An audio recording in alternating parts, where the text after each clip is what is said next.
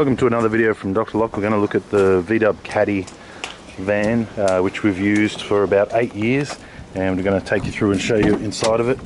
Normally we don't do this, but because we're actually retiring this car, I think it's worthwhile showing other people the way we set it out, and also show them what worked, what didn't work. So when you're building a van and you don't know where to start, it will give you some ideas.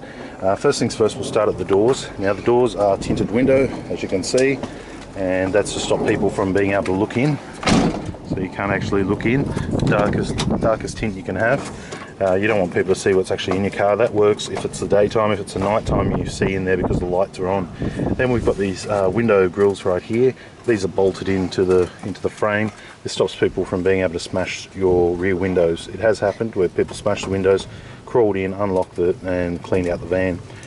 This one here, I've put the rubbish bin here, very helpful. After I finish a job, I can just chuck everything there and it's out of the way. I also like these drink holders. They made it really easy just to have WD and a bit of multi-lock lubricant when I wanted it. I put this in a few years later. This is just my dustpan here. You always got to have a dustpan. It's an awkward shape, it's got to go somewhere. So I just hang it there and it's out of the way. Moving over here, as you can see on this side of the fence, I've got my window grill as well. I've got some of these T-wrenches, which are really handy, a couple of wires, and always this stuff here, electrical tape, always handy, so it just sits there. One thing everyone's got to have is a mat, a kneeling mat. Very handy when you're locksmith. You're always getting up and down on your knees, and if you don't have one, it's very uncomfortable. So by having one just there, I can just pull it. Now the next thing we're going to move on to, we won't move on this side, we'll look at this side. You're always in the van, people are always going to ask you for a key, or you just might want to just do a quick key copy. So we've got our first top 20 selection of keys just there. You just pull them out, put it in, and away you go. Mounting the first key machine, your duplicator, which was the most commonly used, I put it here. A lot of people have swung it around and things. I put it in a way so I could lock these doors on a rainy or stormy day and do my work with both doors closed. On saying that, I was able to always just lean over and just duplicate a key just by putting one knee in, and I can duplicate a key perfectly on this diagonal. I had no troubles with it. I put in a couple of little lights here as well. They do help at night time, if you can see them. They give you just a little bit of extra light when gauging it up. I've got the invoice books just down the back. They seem to be quite easy. Hand soap, always very, very handy to have hand soap. I put it in such a place so it's out of the way, and after a job I'm going to grease my hands, a couple of squirts, find a tap, wash your hands. Moving down here we have the box that I pull out all the time when I do a lockout. That's all I need. That's how big my toolbox is, and I have my fire extinguisher, never used, but it is located here. As far as picks, this is all I need. We've got our door shims, 4 or 5 pick guns, the gonzo needle upside down, 2 standard pick guns, a whole heap of rakes, jigglers, a screwdriver, plug spinner, tension tools, and 99% of the time if I do a lockout, that's the size of my toolkit. You see how big my hand is? That's all I'm taking with me. That's all I need. A lot of other people, they drag a size box, a toolbox that's so big, and you just strain yourself doing it. Okay, now these benches, they're all custom made. They do cost a lot of money. This fit out here, just the benches, cost me $6,000. Looking across now, I've got all of my cylinders, locks and parts. First one here I like to have is my FOS machine. That just sits there, and a few other accessories. Then we move on to some cylinders and latches. Moving along, we've got more cylinders, packing plates. This goes all the way down, T-handle, striker plates, tail pieces, you name it, all lock parts basically go in there. Consumable lock parts go in there, so that's where they live. Down the bottom, these tools always did fall out and come and float around, so in the future I'll probably make some cradles for my power tools, but generally speaking I use them. I have to put them back in that posi there. When you want to fit a lock, you just come here, you grab your tools, you go fit it. Normally the way I work is I used to carry 2 dedicated toolbox, one for drills and one for locksmith things, and I've worked out that I'm carrying 20 kilos on either arm, 40 kilos. It's a lot to drag around on a hot day. So now what I do is I have a big bag and a little bag, and I basically just fill the little bag with the tools I need to do the job which I'm doing at the time. That seemed to be a lot more easier for me rather than drag things around. Okay, moving along, we have up the back We have our HPC cards. We've got a stack of them there and a stack of them there. This is my backup. This is my last line of defense right here. We've got some key rings there, they just live there. This is my last line of defense. I can cut a key by eye, I can cut a key by code, and if something's not right or I've got no card or anything, I can just quickly do it. The HPC has always been the sort of the backbone of key making for the last who knows how many years, and it's basically my backup. I don't use it a lot these days, but I do use it for a lot of double-sided type keys like sliding glass door keys and things. Moving along, we have the SEC 9. This one here has been good for me. I only use it when I do automotive. I can do single and double-sided keys, but it's mainly used for track keys. I can also do tubular, but yeah, I don't use it too much for that unless I really have to. Cheap investment, 3,000-4,000 plus all the guides and things, and yeah, it does work. It's not too bad. Moving around here, we have the HPC Shark. This one here cost me about 6,000 Australian, and that was a 10 or 15-year-old second-hand machine. I paid that money for that. It's been really good. It's huge, as you can see. I've even had to cut in here to allow it to sit in there, but it's really a top machine. I change the cutter when I need. I put a bit of Velcro up there and it just sits up there. I change my cutter, I change my key, flick it down, and it's ready to go. So that's been a really top machine. I love that. I use that every single day. Moving around here, I'll just have some adapters, cradles, a few pins in there. Vernier calipers, they always sit up the top here.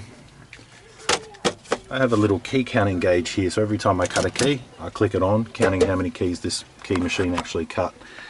Moving around to the roof side of things, I'm using driving lights, extremely bright, and I've replaced them over the years as they've sort of failed, but they work really well. Moving around here, I have a bit of storage for T-handles and things. There's my in-car computer, 12-volt Pentium whatever computer. That works really well. And then I just store knob sets up the top. So that's that side here. Down here, I just store some lock parts and bits and pieces in these pull-outs. You can't actually pull them out when you're sitting here, so you've got to kind of move to the back of the van, slide them out, and then you can kind of get to, just tools and things. That was an add-on recently I put in there. It's been okay. It gives me a bit of room. Now, inverter, Xantrix, I think it is, inverter, 2000 watt, pure sine wave. Has to be pure sine wave if you're going to be running this type of machinery. I have my power board here, so I can just turn on what needs to be turned on. Down the bottom here, if you can see it, this one right here, this is a step-down converter. My HPC works on 115, everything else is 240, so I just basically step that down and that works. So the power in this vehicle I have, if we go through it, we've got 12 volt, 110, 240, and this also runs off a power pack, 240 down to 24 volt. So, I've got every power sort of in there that's needable. Moving around here, this is my center one. Up the top I keep a lot of my mortise keys and picks up here for automotive. This I recently did about a week or two ago. I took the lid off this box and it's just for all my small keys, and that's been excellent. Now if I just need a small key, like your locker key, your LNF key, I just flick it open and they're all there waiting for me. So in the future I'll probably have about 4 or 5 of these, because that's exactly where I want them, near the machine, pull them out, my selection. Moving down, some more pinning kits, diagnostic tools, some more diagnostic tools, and once again diagnostics tools down the bottom there as well. Moving around, I have a posse here I never really worked out what to do with, so I just jammed some knobs in there. First aid kit is visible, easy to get to, and where you want it. I also have a calculator here. A lot of people say, oh, it's a calculator, looks very technical what you're doing. And the truth is that sometimes I pin up a key, I'm cutting a key and I'm doing it by eye and I don't know the cuts yet. So I start off and I gauge the key and I think 4-3, 4-3, 4-3, and I cut the key and I work out it's actually high. So when I put that key in the lock, I can say, oh yeah, it's actually a 5. So by keeping the digits on the screen, it makes it a little bit easier. So example, if I'm cutting a key and it's 5, 4, 2, something like that, okay?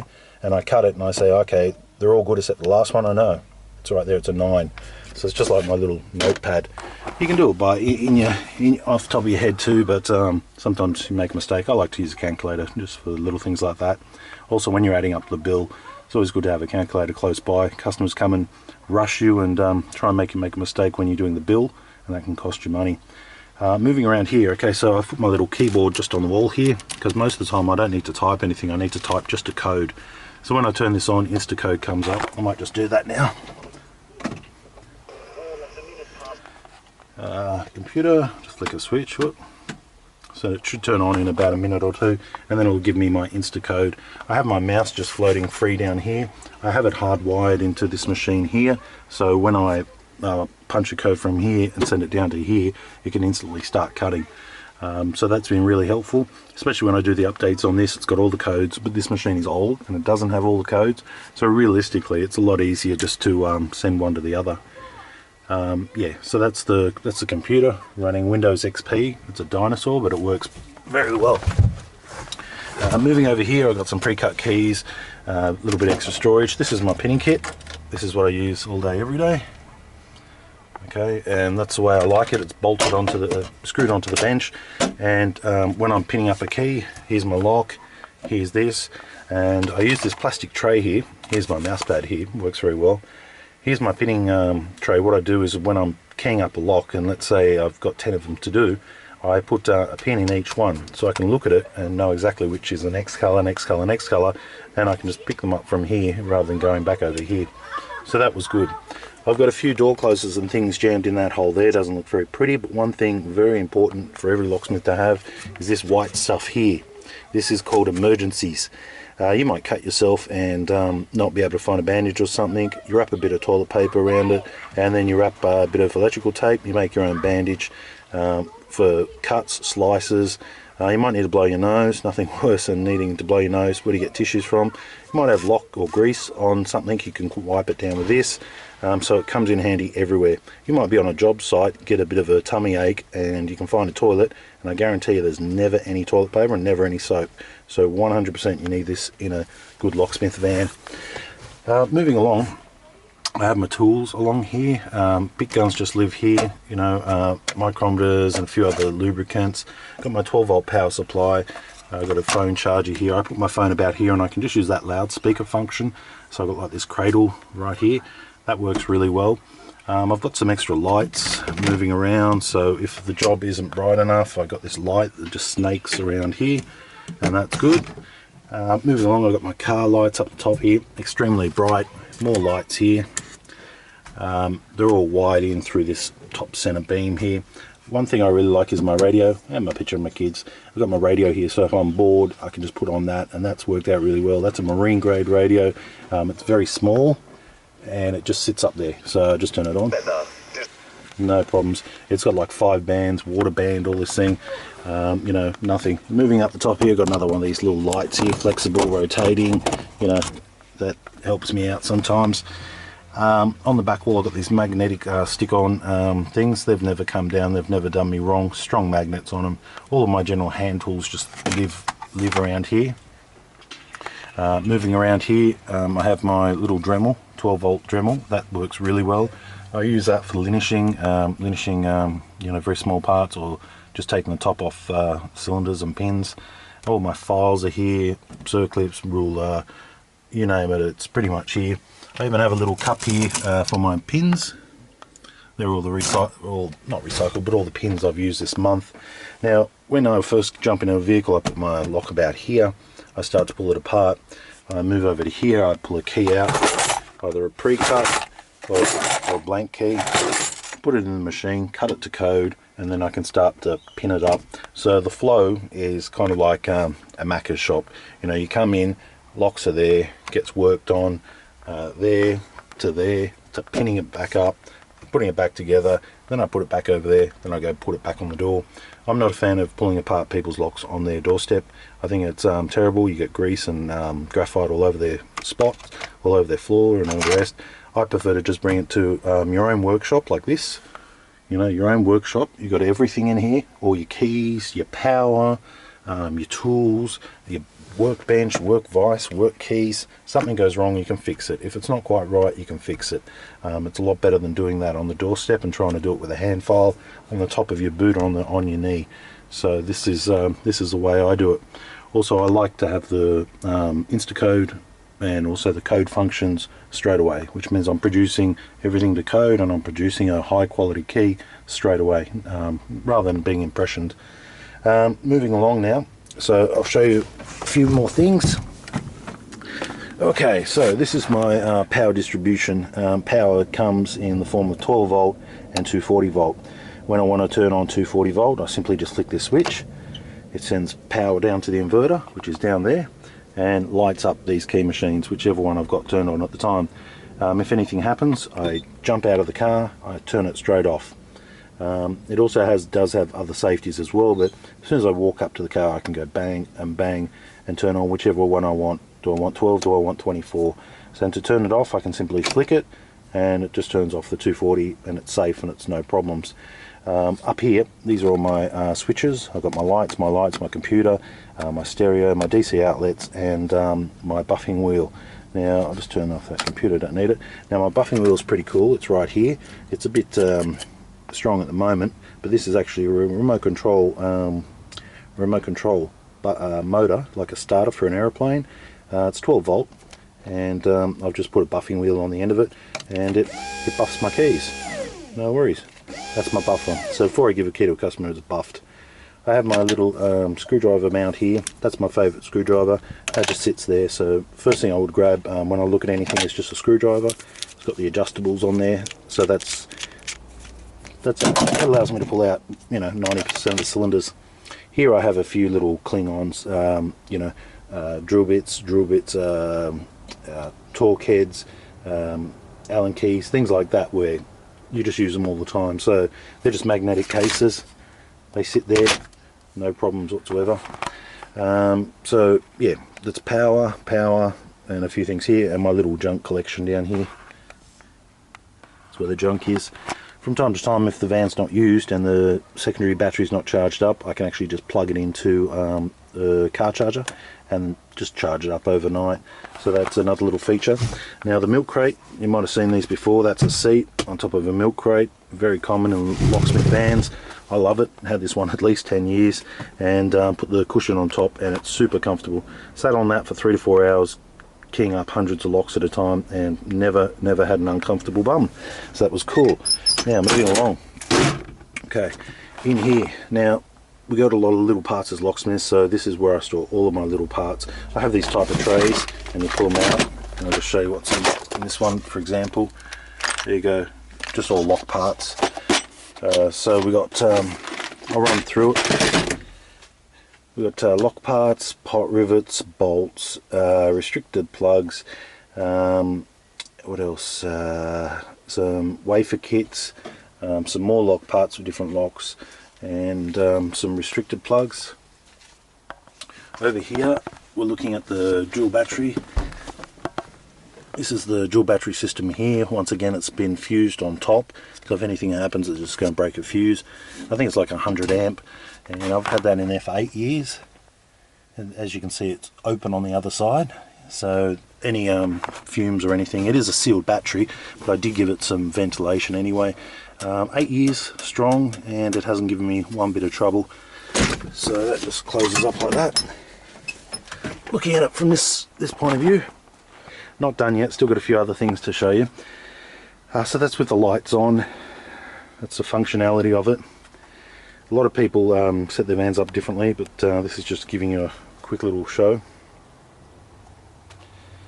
Alright, let's close up. I'll show you the transformer side of it. Okay. Oh yeah, also reversing cameras. We got one there to see forward, and we got one under here as well to see down. And I have a little switch, I can flick between them, and that works very well. On both sides of the van you have shelving. First one's for keys and electrical parts, bottom one's for hard tools and things like that. And I'll show you how this works. When I turn the lights on the back, this is my map light, and I just shine that and I put it up like this. And what that does is allow me to see what's in my toolboxes in the middle of the night. So that was a good idea, that worked well. Pull these out, I have car keys, plenty of car keys. These are all basically just keys. Here I have my caulking gun, very handy. Just accessories, putty, paint, sandpaper, extra magnet. It's really good. Moving down, some hardware tools, power file, door stops, chucks, a little bit of paint, pot rivet gun. Moving down, door planer comes in very handy. A bit of bar, very handy. Hammer drill, all the hammer drill accessories. So that's kind of like my hardware side. Flick it back in, it's locked in. Looking down in this posse here, we have all the car tools. We've got our Big Easies, some car opening tools, things like that. So this posse behind the cargo barrier worked very well. Once again, this cargo, you might see this here, this plastic keeps the front of the cabin cool without you know, sending all the coolness down the back. So it's easier to keep your car cool by having an air curtain like this. On top of that, it stops all the brass and stuff from transferring from one to the other, because you don't want wind, you know, transferring. So moving along.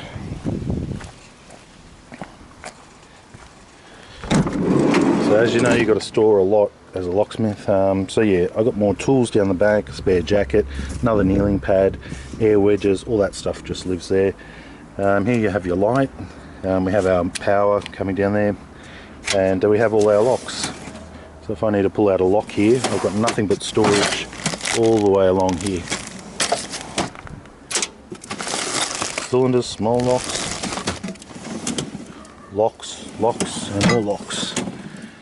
So as you see, when you're standing here, you come along the side, you want something, you just slide it out, pull it out, slide it back, put your light back, which works really well at night, close it up.